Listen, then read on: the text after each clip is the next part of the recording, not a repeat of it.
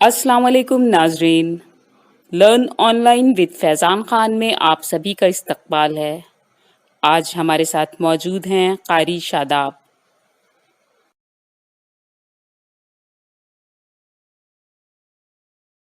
الحمدللہ رب العالمین والصلاة والسلام علی سید الانبیاء والمرسلین اعوذ باللہ من الشیطان الرجیم بسم اللہ الرحمن الرحیم یا ایھا الذین آمنوا کتب علیکم الصیام کما کتب علی الذین من قبلکم لعلکم تتقون وقال اللہ تبارک وتعالی شهر رمضان الذي أنزل فيه القرآن هدى للناس وبينات من الهدى والفرقان قال النبي صلى الله عليه وسلم شهر الصبر والمواصلات أو كما قال عليه الصلاة والسلام۔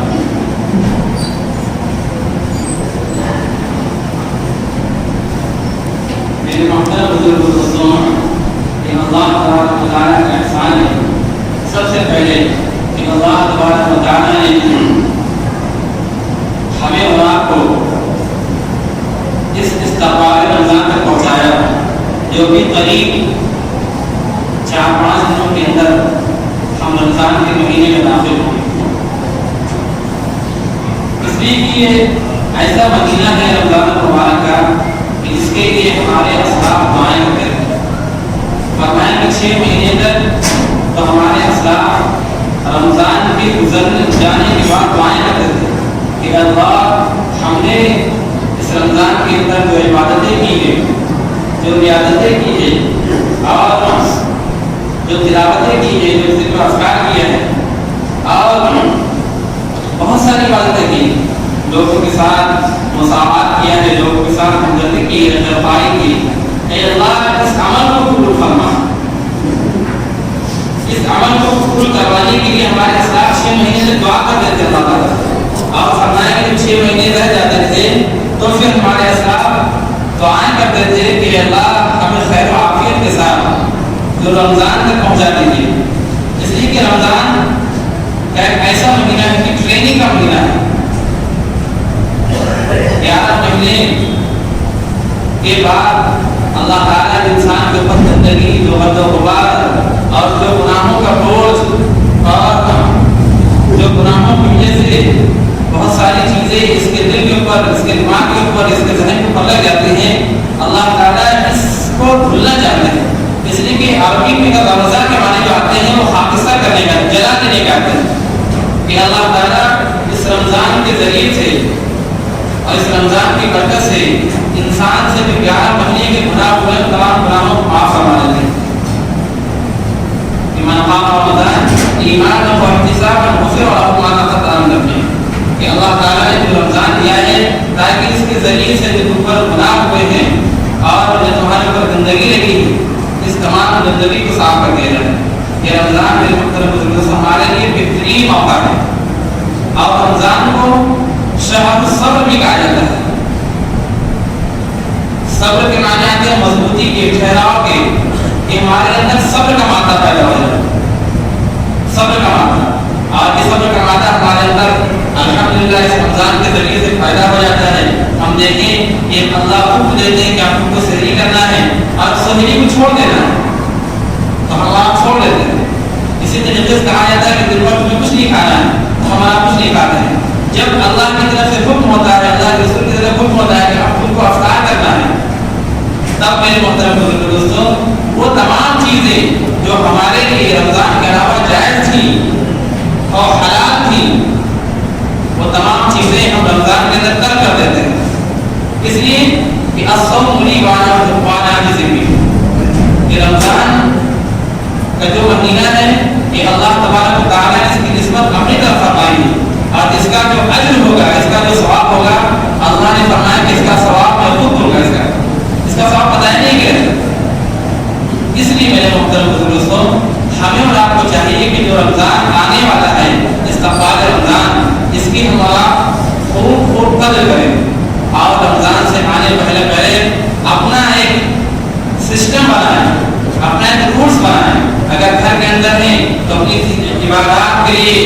اپنے گھر والوں کو جمع کریں، نماز کا اہتمام کریں، نماز کا ایک ٹائم فکس کریں کہ ہماری بیوی ہیں، ہمارے بچے ہیں، ہمارے گھر والے ہیں، ہم ہر نمازوں کا ایک وقت، اگر مسجد میں نہیں آ سکتے ہیں، آگے ایسے حالات پیدا ہوتے ہیں تو ہمیں چاہیے کہ ہم اس چیز کی روٹین بنائیں کہ ہمارے ظہر کی نماز ہمارے گھر پہ اس ٹائم ہوگی، اور عصر کی نماز اس ٹائم ہوگی، مغرب کی نماز اس ٹائم ہوگی، عشاء کی نماز اس ٹائم ہوگی.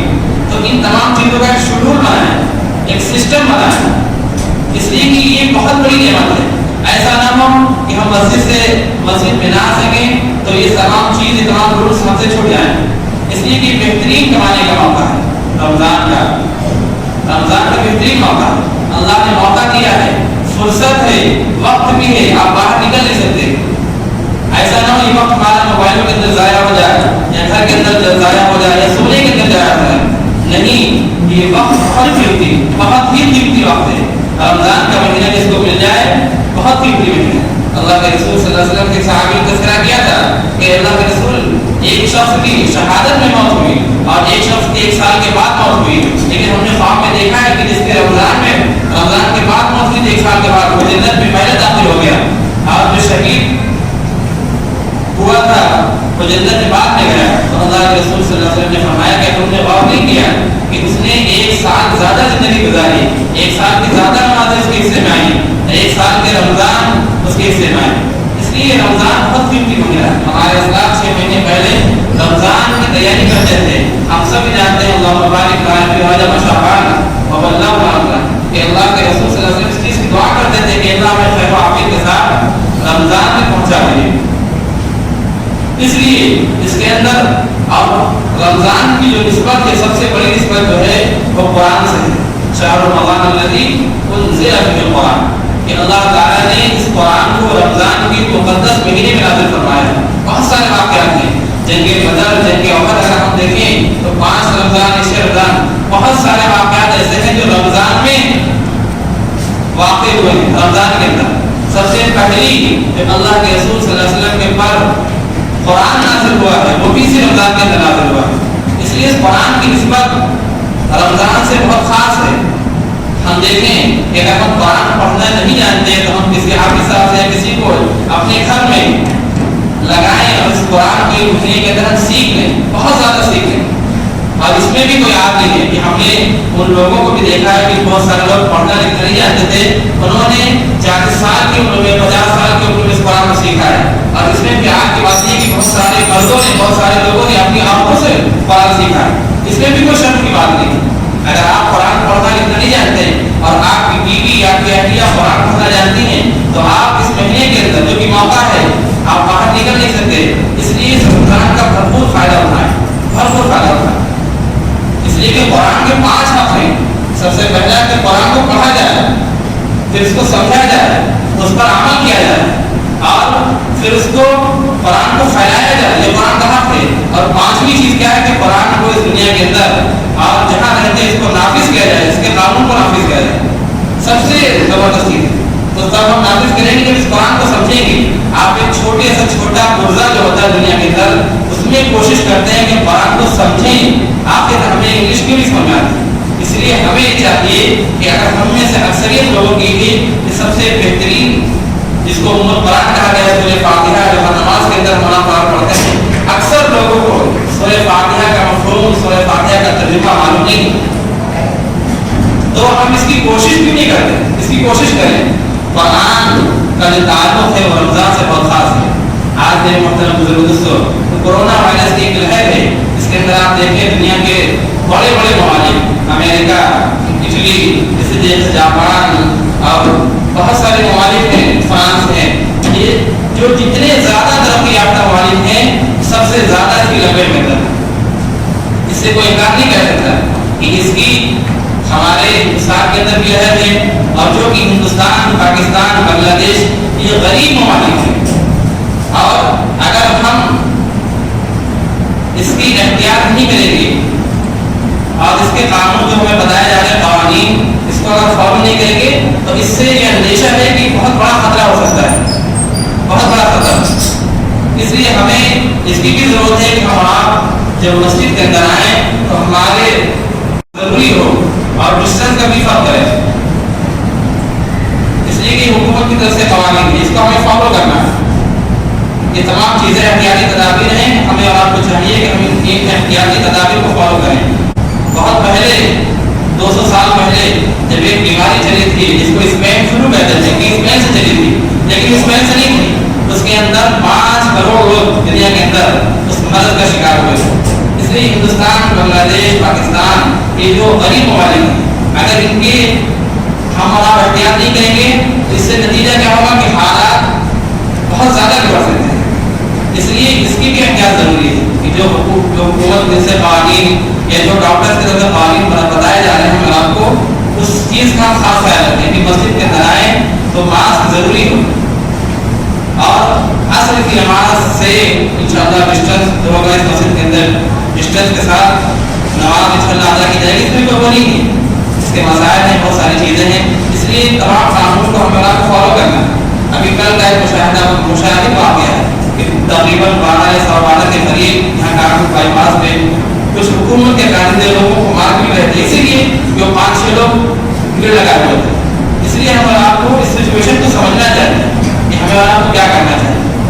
और इसी तरीके से एक बात आपके जहन के अंदर कि तरावी इंशाअल्लाह इसके लिए अभी मस्जिद की कमेटी में मशवरा हो रहा है, बात हो रही है, इंशाअल्लाह बात होगी। लेकिन अगर तरावी इंशाअल्लाह मस्जिद में होगी तो ईशा का जो अव्वल वक्त है, जैसे 8 बजे वक्त शुरू हो जाता है, तो फौरन इंशाअल्लाह अज़ान होगी और जमात हो जाएगी, सुन्नत नवाफिल नहीं होगी, बल्कि फौरन तरावी का सिस्टम शुरू हो जाएगा। एक सवा पारा जो होगा वो इंशाअल्लाह होगा, और 9 से पहले इंशाअल्लाह इसको खत्म कर दिया जाएगा। ये तमाम चीज़ें हैं, हमें आपको ध्यान में रखना चाहिए। लेकिन जो रूल्स हैं, जो कवानीन हैं, इस कवानीन को मेरे मुख्तलिफ हम फॉलो करें, कोशिश करें इसको। आप घर में रहकर या कहीं भी रहकर इस रमज़ान की कदर करें और रमज़ान को बेहतर अंदाज में गुजारने की कोशिश करें।